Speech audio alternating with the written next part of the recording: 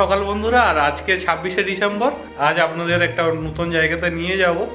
আর আমার সেটা বাড়ির খুব কাছেই জায়গাটা। বন্ধুরা, এই মুহূর্তে আমি যে জায়গাতে রয়েছি, এই জায়গাটিও কিন্তু এক সময় খুবই জনপ্রিয় একটি পিকনিক স্পট ছিল।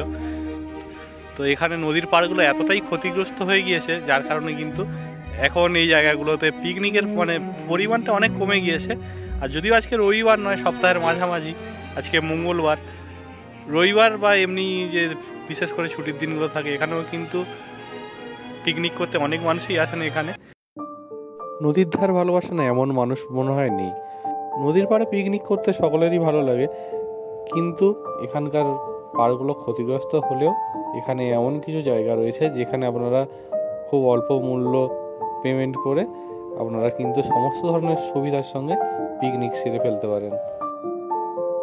ফ্রিতে যদি পিকনিক করতে চান, শুধুমাত্র কিন্তু এই জায়গাটিতেই একটুখানি পাড় রয়ে গিয়েছে। আর প্রায় 99% কিন্তু নদীগর্ভে বিলীন হয়ে গিয়েছে।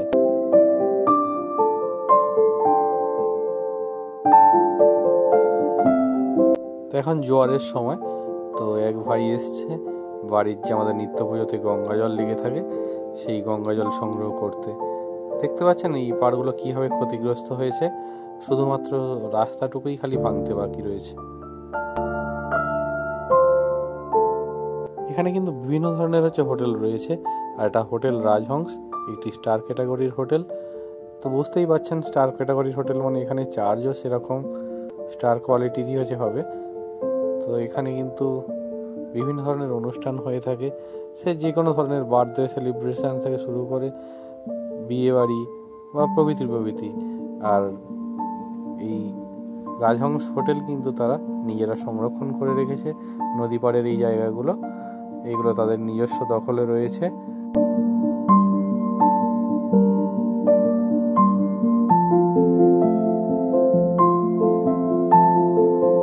হোটেল রাজহংসের পাশ থেকে আপনারা যখন যাবেন, সেখানে একটি জাহাজ প্রশিক্ষণ কেন্দ্র দেখতে পাবেন। বিভিন্ন রাজ্যের স্টুডেন্টরা এসে এখানে কিন্তু কোর্স কমপ্লিট করে থাকেন। মানে জাহাজে যে সমস্ত চাকরি থাকে, সেই সব চাকরির জন্য এখানে প্রশিক্ষণ দেওয়া হয়ে থাকে। বন্ধুরা, আমার যে বাম দিকে যে জিনিসগুলো দেখছেন, এগুলো কি বলতে পারবেন? জেলেরা যে জাল দেয় না, বড় বড় যে জাল দিয়ে থাকে, সেই জালগুলোকে তো মানে মার্ক করার জন্য যে জাল আমাদের এখানে রয়েছে, সেগুলোর জন্য কিন্তু এক ধরনের আলো ব্যবহার করে থাকেন। আপনাদের যেমন স্টার ক্যাটাগরির একটা হোটেল দেখালাম, এখানে কিন্তু এই যে শান্তিনিবাস, এটা কিন্তু একটা খুব সুন্দর লজ। এখানে আপনাদের কিন্তু পিকনিকের সমস্ত ধরনের ফেসিলিটি রয়েছে। পিকনিক স্পটগুলিকে নেট দিয়ে সেপারেট করা আছে, মানে চাইলে কিন্তু যারা একটা গ্রুপ একটা স্পটে পিকনিক করবে, যাতে হচ্ছে এক গ্রুপের মানুষ অন্যদিকে না যায়। মানে খুব সুন্দর ব্যবস্থা এবং পরিষ্কার পরিচ্ছন্ন। আর এখানে কিন্তু এই রুমেরও ব্যবস্থা রয়েছে। যে রুমগুলো রয়েছে, সেই রুমগুলো আপনাদের দেখাচ্ছি, এবং সেই রুম থেকে শুরু করে এবং যে জায়গা স্পটের কীরকম চার্জ রয়েছে সব কিন্তু আপনারা এই ভিডিওতে পেয়ে যাবেন পুঙ্খানুপুঙ্খ। এখানে দুটি রুম রয়েছে, একদম ঘরোয়া পরিবেশ। আর দেখুন খুব সুন্দর কিন্তু টাইলস বসানো রুমগুলো। আর এই যে বিছানাটা দেখতে পাচ্ছেন, এই বিছানাতে কিন্তু অনায়াসে 3 জন আরামসে থাকা যাবে। এই রুমের সঙ্গেই রয়েছে অ্যাটাচ বাথরুম এবং একটি বারান্দা। শান্তিনিবাসের যিনি অনার, উনি আমাকে কিন্তু আরেকটি রুম দেখাচ্ছেন। এখানে মোট 2টি রুম রয়েছে।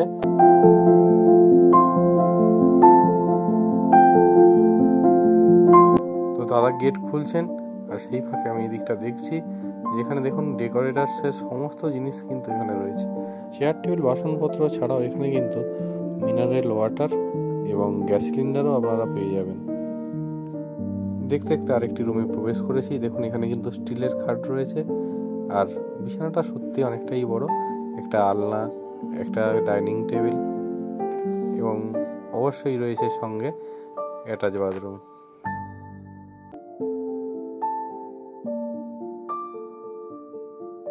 এখানে 2টো রুমের ব্যবস্থা রয়েছে, আপনাদের দেখালাম।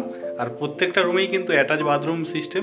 আর মানে অনেকে যারা চান যে পিকনিকে যাব, আবার বাড়ি থেকে সমস্ত জিনিসপত্রকে বয়ে বয়ে নিয়ে আসতে হবে, সে যারা মনে করেন যে না ঠিক আছে অল্প একটু পয়সা খরচা করলে যদি জিনিসগুলো আমি লোকালেই পেয়ে যাই ভালো হবে, তাহলে কিন্তু সেক্ষেত্রে এই জায়গাগুলো কিন্তু একদম অ্যাপ্রোপ্রিয়েট।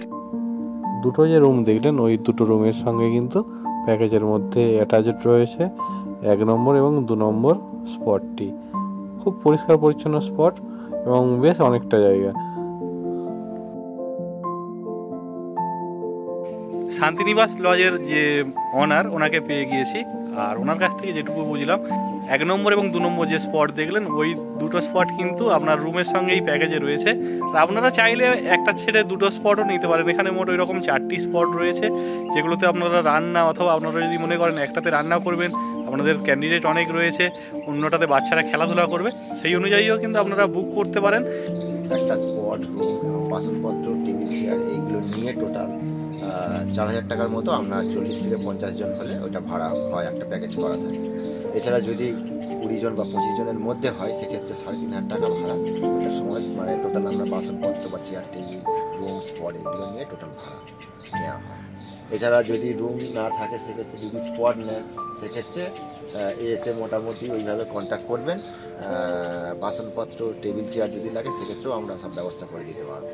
পিকনিকের এই সিজন অনুযায়ী কিন্তু এই রেটটা ওঠানামা হয়, 50 থেকে 60 জনের ভেতরে থাকে। তাহলে কিন্তু আপনার সেক্ষেত্রে রুম এবং স্পট নিয়ে চার্জ করে থাকেন ওনারা 4000 টাকা। আর যদি আপনাদের ধরুন হচ্ছে 25 জন বা 30 জন এরকম আসবেন, সেই ক্ষেত্রে যখন আসছেন তখন কিন্তু ওখানে খুব একটা ডিফারেন্স হচ্ছে না, তখন কিন্তু আপনাদের 3500 টাকার মধ্যে চার্জ থাকে। আর এর মধ্যে কিন্তু জল বা গ্যাস এগুলো থাকে না। এগুলো জল বা গ্যাস এগুলো আপনাদের আলাদা পে করতে হবে। রুমের সঙ্গে যে প্যাকেজ রয়েছে স্পটের, সেগুলি ছাড়াও কিন্তু 3 নম্বর এবং 4 নম্বর স্পটটি শুধুমাত্র স্পট ভাড়া দেওয়া হয়ে থাকে। আর শুধু স্পট নিলে তাদের জন্য রয়েছে এই কমন বাথরুম। 2 নম্বর এবং 4 নম্বর যে স্পট দেখালাম, ওগুলোর হচ্ছে রেট রয়েছে 1200 টাকা থেকে 1500 টাকার মধ্যে। তো আপনাদের একটা হচ্ছে লজ থেকে ঘুরিয়ে আনলাম। আর এখানেই কিন্তু একটা খুব জাগ্রত কালী মন্দির রয়েছে। নদীতে এই সময় জোয়ার, আর এই দেখুন দুটি জাহাজের কিন্তু রেসারেসি চলছে। দুটো জাহাজ কিন্তু একটা একটু বড় রয়েছে, দুজনে কেউ কাউকে বাস দিচ্ছে না। হোটেল শান্তিনিবাসের পর এখানে আরেকটি যে লজ আছে অশোকালয়, অনেক পুরনো একটি হচ্ছে লজ। তো এখানেও কিন্তু খুব সুন্দর ব্যবস্থাপনা রয়েছে এবং জায়গাও অনেকটা রয়েছে।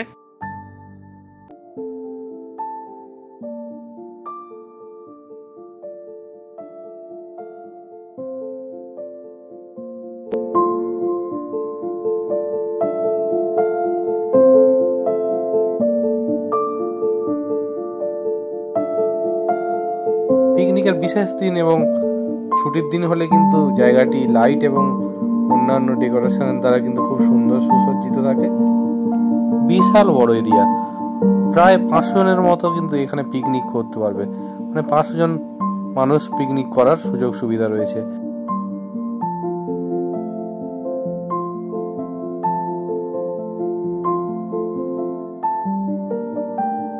এখানে যে উনি ওনার রয়েছেন অশোকদা, উনি কিন্তু ওনার যে রুম রয়েছে, অনেক রুমই রয়েছে, তার মধ্যে কয়েকটি রুম উনি আমাদের দেখাচ্ছেন। আর আশা করি আপনাদের এখানকার সমস্ত ব্যবস্থাপনাই ভালো লাগবে। দাদা আমাকে ওপরের তলায় নিয়ে যাচ্ছেন, তো বলছেন এখানে যে আমার পজিশনটা আছে, এখানেই দোতলায় কিন্তু প্রায় 50 জনের মতো মানুষ পিকনিক করতে পারবে এবং অনায়াসে এইখানে কিন্তু 35-40 জনের মানুষ থেকেও যেতে পারবে।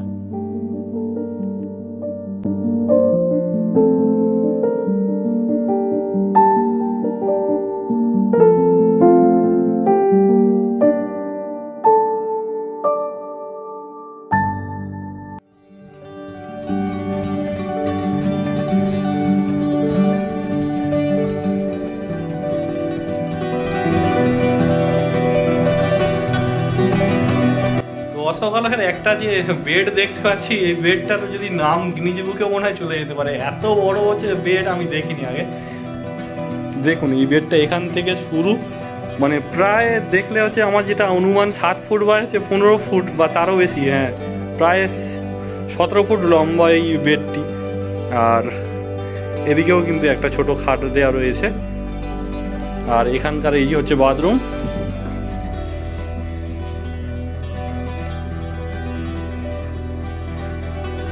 টোটাল এরিয়া এবং যে রুমটা দেখালাম, এখানে কিন্তু অনায়াসে 25 থেকে 30 জন থেকে যেতে পারবে। তো এখানে বাইরেও কিন্তু আরেকটি বাথরুম রয়েছে, মানে সব মিলিয়ে 2টো বাথরুম। ইনি হচ্ছেন অশোকদা, আর ইনি এখানকার ওনার। তো এই যে ওপরের যে আপনাদের হচ্ছে অ্যাটমসফিয়ারটা দেখালাম, এখানের রুম থেকে শুরু করে রান্নার আসবাবপত্র, রান্নার সরঞ্জাম প্রভৃতি দিয়ে এখানকার হচ্ছে প্রাইস কিন্তু মানে সিজনের ওপর এটা ডিপেন্ড করে। যেমন হচ্ছে শনি রবিবারের ক্ষেত্রে আর এই ধরনের যে পিক সিজন রয়েছে এই সময় 2500 3000 পর্যন্ত কিন্তু হয়ে যায়। আর আবার ওই রুমই কিন্তু আবার হচ্ছে যেগুলো অফ সিজন থাকে বা শনি রবিবার ছাড়া অন্যান্য সময় কিন্তু 2000 পর্যন্ততেও হচ্ছে এসে যায়। আর তবে এক্ষেত্রে কিন্তু আপনাদের মানে মিনারেল ওয়াটার বলুন বা গ্যাস যেগুলো চার্জ রয়েছে সেগুলো কিন্তু আপনাদের আলাদা করে পে করতে হবে। আর সবথেকে বেটার আপনার যে দাদার নাম্বার আপনাদের এখানে দেওয়া থাকবে, তো ভিডিওতে সেই নাম্বার থেকে যদি কল করে থাকেন ওনার কাছ থেকে কিন্তু আপনারা সমস্ত তথ্য পেয়ে যাবেন। আমাদের প্রত্যেকের ভালো লাগা জায়গার মধ্যে কাছেপিঠের মধ্যেও কিন্তু এই নদীর ধারটা খুবই জনপ্রিয় একটি জায়গা ছিল। আমরা প্রায় সময় এখানে গিয়ে বসে থাকতাম। আর এখানকার রাস্তা কিন্তু খুব খারাপ হয়ে গিয়েছিল, সেই রাস্তাই কিন্তু এখন খুব সুন্দরভাবে একদম নূতনভাবে তৈরি হয়ে যাচ্ছে, যার জন্য ভাবা যাচ্ছে যে আবার সেই আগের মতো মানুষজন আসবেন এই জায়গাতে। সত্যি জায়গাটা কিন্তু খুবই ভালো জায়গা, আপনাদের আসলে অবশ্যই ভালো লাগবে। আপনারা যদি রামনগর নদীর ধারে আসেন তাহলে আপনাদের ধর্মতলা থেকে নৈনানগামী SBSTC বাসে উঠতে হবে।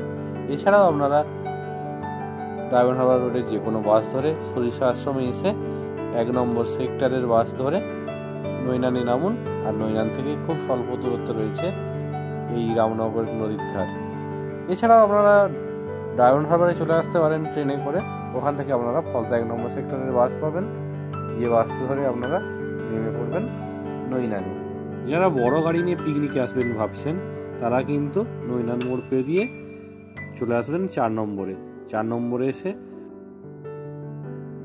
ডান দিকে যে রামনগর থানার পাশ থেকে যে রাস্তা চলে গিয়েছে সেই রাস্তা বরাবর আপনারা চলে আসুন নদীর ধারে।